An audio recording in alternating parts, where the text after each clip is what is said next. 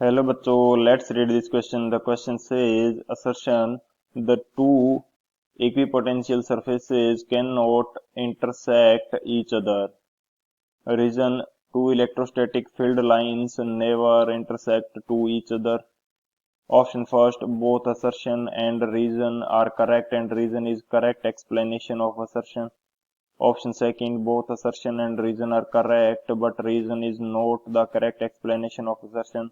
Option third: assertion is correct but reason is incorrect. Option fourth: assertion is incorrect but reason is correct.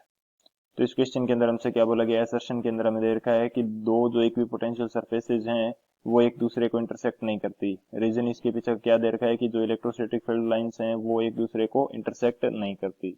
तो बात करते हैं की concept की. की कंसेप्ट के अंदर हम लोग डिस्कस कर लेते हैं कि जो इक्विपोटेंशियल सरफेस है वो क्या होती है. की कंसेप्ट, इसके अंदर बात करते हैं इक्विपोटेंशियल सरफेस की. इक्विपोटेंशियल सरफेस बेसिकली होती क्या है? उस सरफेस को इक्विपोटेंशियल सरफेस बोला जाएगा जिसके ऊपर थ्रू आउट द सरफेस जो पोटेंशियल की वैल्यू है वो सेम रहेगी एंड कोई पोटेंशियल डिफरेंस नहीं होगा. तो यदि मैं स्टेटमेंट की बात करता हूं तो ये मेरे पास क्या हो जाएगा?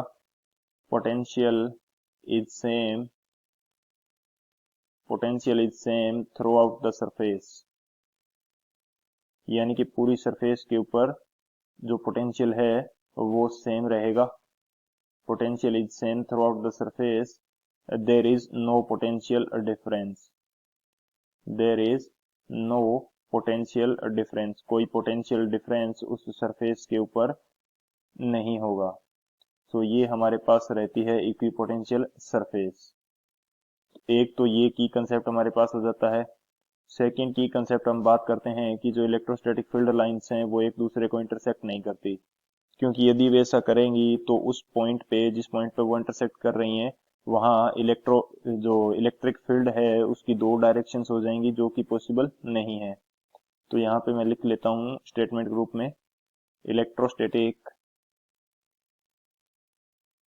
Electrostatic field lines never intersect, यानी कि वो एक दूसरे को कभी नहीं काटेंगी, क्योंकि because if they cut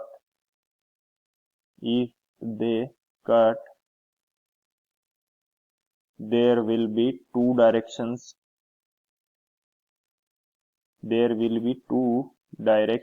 of electric field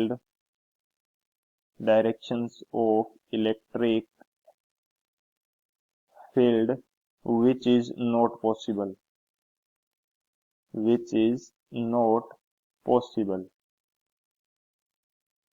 सो ये हमारे पास दो की कंसेप्ट हो जाते हैं. बात करते हैं सॉल्यूशन की. सॉल्यूशन की यदि बात की जाए तो हमें असर्शन के अंदर गिवन है कि जो इक्विपोटेंशियल सरफेस है वो एक दूसरे को कट नहीं करती. यदि इक्विपोटेंशियल सरफेस जो होंगी वो एक दूसरे को कट करेंगी तो उस पॉइंट पे हमारे पास पोटेंशियल की दो वैल्यू होंगी. Equipotential surface never cuts. If they cut, there will be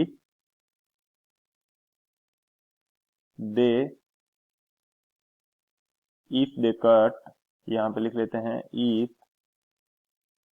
they cut, there will be two values of potential. यदि इक्विपोटेंशियल सरफेस कट करेगी तो वहां पे पोटेंशियल की दो वैल्यूज होंगी एंड दो वैल्यूज यदि हो जाएंगी तो वो सरफेस हमारे पास इक्विपोटेंशियल सरफेस नहीं बचेगी, क्योंकि इक्विपोटेंशियल सरफेस तो वो सरफेस होती है जिसके ऊपर पोटेंशियल हमेशा सेम रहता है. यदि वो कट कर जाएंगी तो दो वैल्यू होंगी, दो वैल्यू यानी कि पोटेंशियल चेंज हो रहा है, यानी कि वो सरफेस इक्विपोटेंशियल सरफेस नहीं है. सो हमारा असर्शन तो क्या हो जाएगा? असर्शन हमारा करेक्ट है एंड रीजन जो है ये भी हमारा करेक्ट है, क्योंकि हमने अभी डिस्कस किया कि कंसेप्ट के अंदर कि जो इलेक्ट्रोस्टैटिक फील्ड लाइंस होती हैं वो भी कट नहीं करती, क्योंकि यदि वो कट करेंगी तो जो इलेक्ट्रिक फील्ड है इसकी दो डायरेक्शंस होंगी जो कि पॉसिबल नहीं है. सो हमारा असर्शन भी करेक्ट है, रीजन भी करेक्ट है, लेकिन ये दोनों अलग अलग स्टेटमेंट हैं। जो रीजन है वो असर्शन का करेक्ट एक्सप्लेनेशन नहीं है। करेक्ट एक्सप्लेनेशन क्या होगा कि यदि वो कट करती हैं तो हमारे पास पोटेंशियल की दो वैल्यू होंगी। सो बात करते हैं ऑप्शन की। कौन सा ऑप्शन हमारे पास करेक्ट हो जाएगा? जो ऑप्शन बी है, both assertion and reason are correct but reason is not the correct explanation of assertion. So option B is the final answer. I hope you understood it well. Best of luck. Thank you.